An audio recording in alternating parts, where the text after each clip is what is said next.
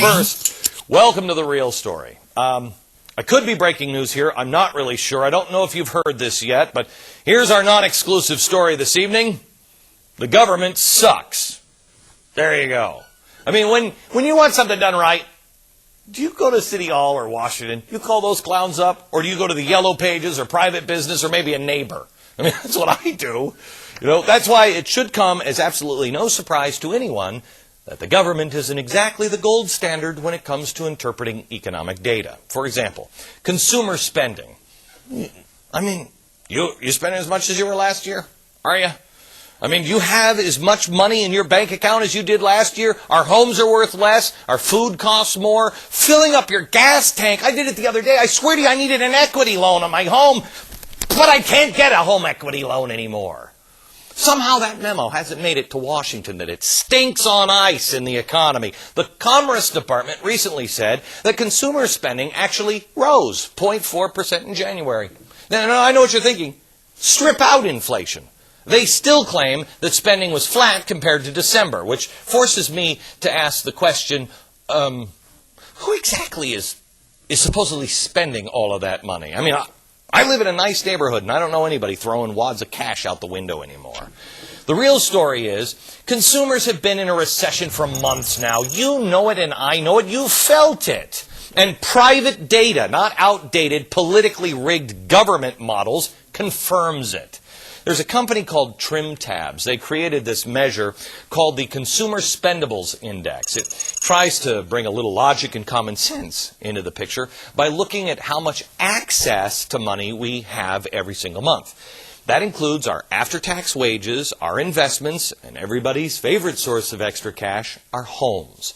Now, back in 2006, Trim Tabs estimated that consumers had access to over $2 trillion to spend.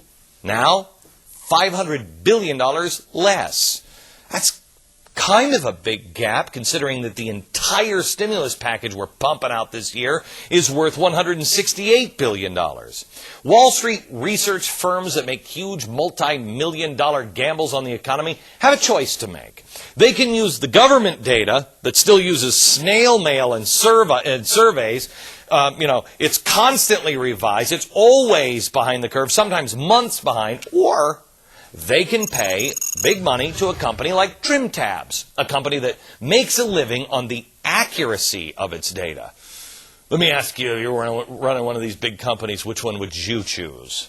Charles Biederman, he is the founder and CEO of Trim Tabs Investment Research, author of Trim Tabs Investing, using liquidity theory to beat the stock market.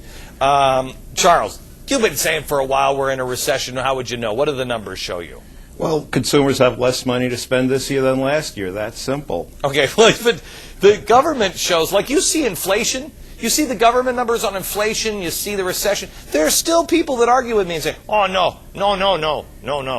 What is the difference between your numbers and the government's numbers? Well, every day when you get paid and I get paid, the amount of money withheld from our paychecks or income and employment taxes goes directly to the Treasury.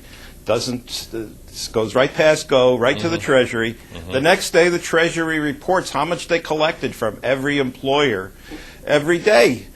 All 140 million of us who are on salaries have income and employment taxes withheld.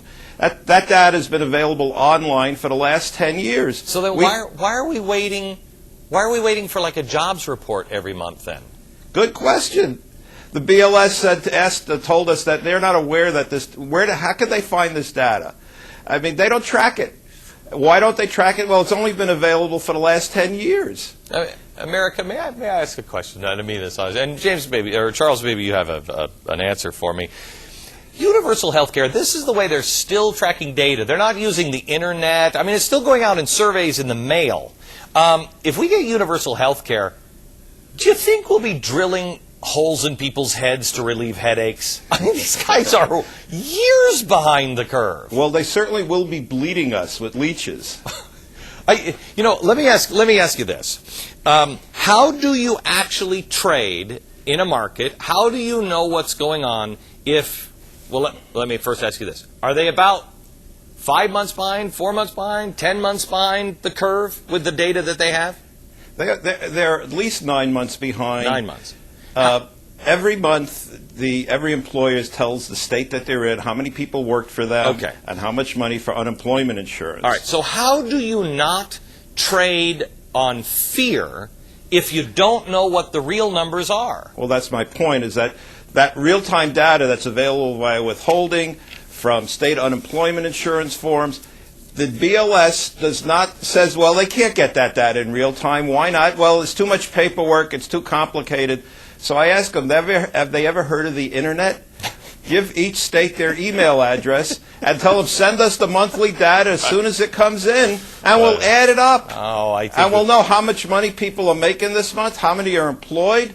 We wouldn't have this. Well, what's going on? Is the economy in recession? Is it not? Who knows? Charles, here's the problem. They've only got 6,400 baud on the Internet, so it'd take a long time to download. Thanks. Now,